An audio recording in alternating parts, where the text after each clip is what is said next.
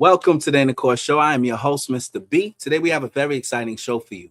For those of you who's been under a rock for this past weekend, there's been a lot of interesting events happening in the news. The U.S. attacked Venezuela, captured their leader, Maduro, and his wife, brought him to the United States to be held before a judge for um, crimes of drug smuggling and all these different things. And the whole world has been talking about it. So much so that it's causing a stir with the United Nations. They call an emergency meeting. There's been some discussions about whether or not a sovereign nation's leader can be captured overnight by any other country without a UN resolution permitting that to happen.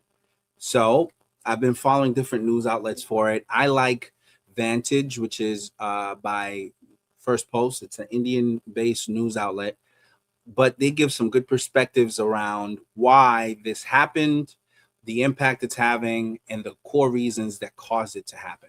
So without further ado, let's jump right into it and review this story.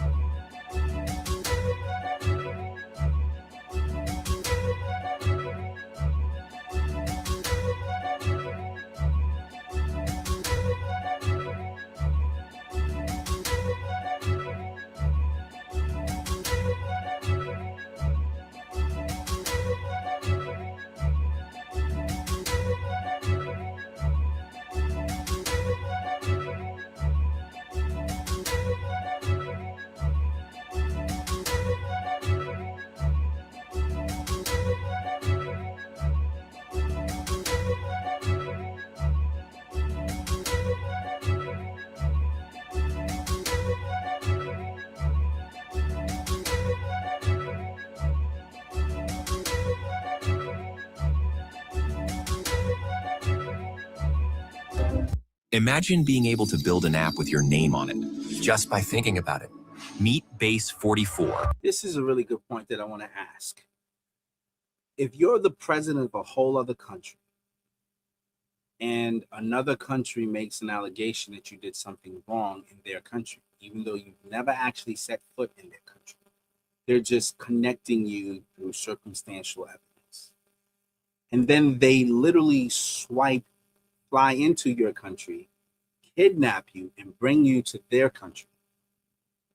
You cannot make the argument that you were never in their country to commit the crime, therefore are not bound to their laws because you've been running your country.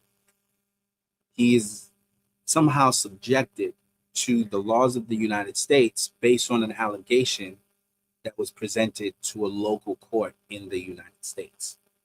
And that does raise some questions of sovereignty in that anybody can be essentially captured, brought to a foreign country, and held to account for something that is alleged that they're being said. I took issue with that. Now, I generally tend to support a lot of Trump's policies, but in this particular case, I think this is crazy in that, you know, he kind of ran on being a president that was not trying to engage in world affairs and not trying to police the world and hold other countries or meddle in other people's affairs, but mainly to focus on the interests of the United States. And while Trump will make the case that he has legitimate reasons for stepping in here because of the drug epidemic and things of that nature, it's very muddied given the fact that Venezuela is the number one oil reserve in the world. They have the most oil available. And there's sort of this plight that Trump has had, given the fact that some oil companies had complained that Venezuela cheated them out of their oil rights. So when Trump comes out and says, I am, going to hold this man to account for drugs and things that he's done, but then on the same breath, he's saying we're going to run the country and we're going to control the oil reserves, it gives the perception that the real reason you're going after this man is to get him out of the way so you can exploit, the oil of that particular country. That seems to be the general consensus that most people in the world are drawing from this. It's that this is a play to be able to control their most valuable asset. And so this is now being played out in the public light. And I think, especially with a midterms coming up, Trump is kind of playing in some muddy waters in that he could potentially invite the negative connotation that's been bestowed upon him as the whole king building and doing things out of the context of the law. Because some argue that he violated international law with this act. This now attaches that to his name, which I don't think bodes well for his party going into a midterm. Now, that being said, the country is somewhat still intact, and there's a lot of questions to be raised about why did the people, the army, not fight more or do more to prevent it. It does seem like there was some coordination between the local armies and the United States, but the perception of good faith, I think, is muddied in this case, given how things was carried out. So let's go ahead and continue. This game, you're not ready for it.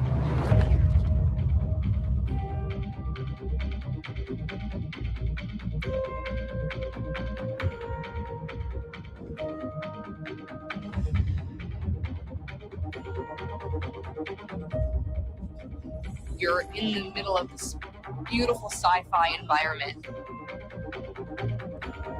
and you're seeing intrigue, the espionage, the alliances form, the power that just shifts around, and it's amazing to watch.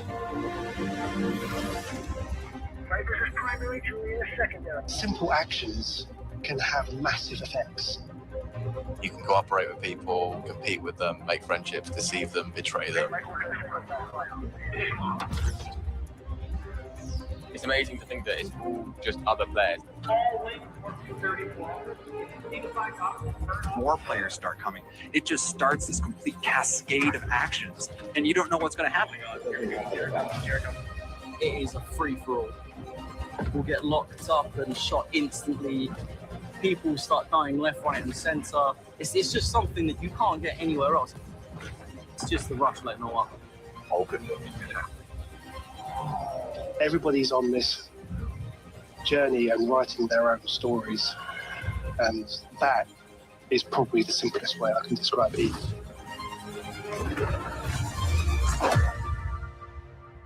Things continue to change and evolve. It's awesome. I love it. Part of Eve.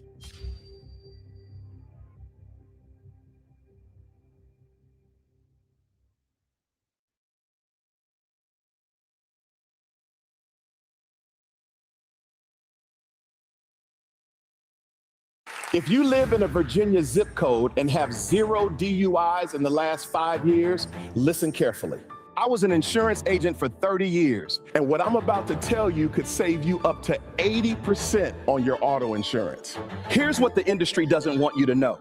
Virginia drivers pay the most for car insurance out of any state in the country.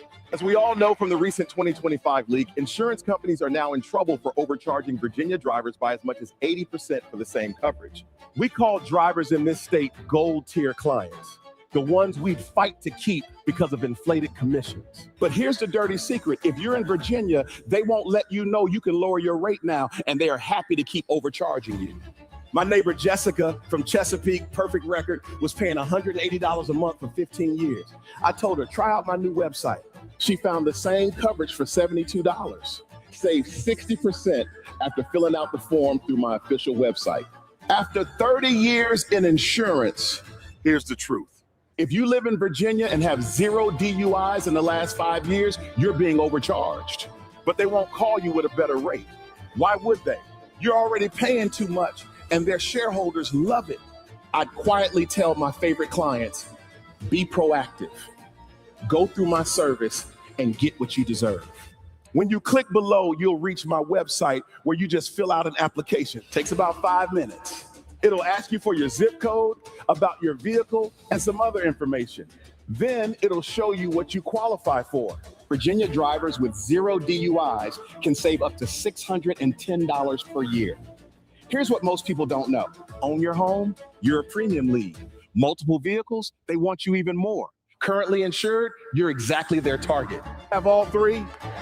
We call that the Triple Crown customer. The bundling can amplify your savings. My brother-in-law is a homeowner in Virginia Beach and was paying $250 monthly for 2 vehicles. He applied through my site and found the same coverage for $65. Think about how much money he saved per year. Here's the insider secret. Insurance companies have been exposed for overcharging Virginia residents. Right now, you can take advantage of this opportunity to save. Once they meet their quota, those rates disappear. I've seen this cycle for 30 years. It's happening right now. They're counting on customer inertia, people who keep paying without checking. We call them sleepers, customers overpaying for years. Don't be a sleeper. The service is free. You visit the site, answer basic questions, and complete the application. 5 minutes to know if you're overpaying. If you're a Virginia driver with no DUIs, you could save up to 80%. You're not begging, you're telling them to recalculate. But quarterly quotas don't last forever. The window is open now. In 30 years, I never saw companies lower rates voluntarily. Change that with one 5-minute application. Maybe you already have a good deal, but why not spend 5 minutes to make sure? Click below, answer a few quick questions to pre-qualify, then complete the application to get a rate reduction. After 30 years in the business, I'm telling you what I tell family, you're exactly who they want. Apply right now.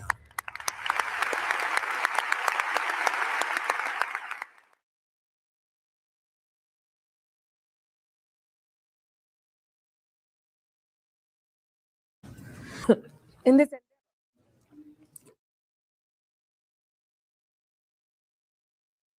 as a NATO.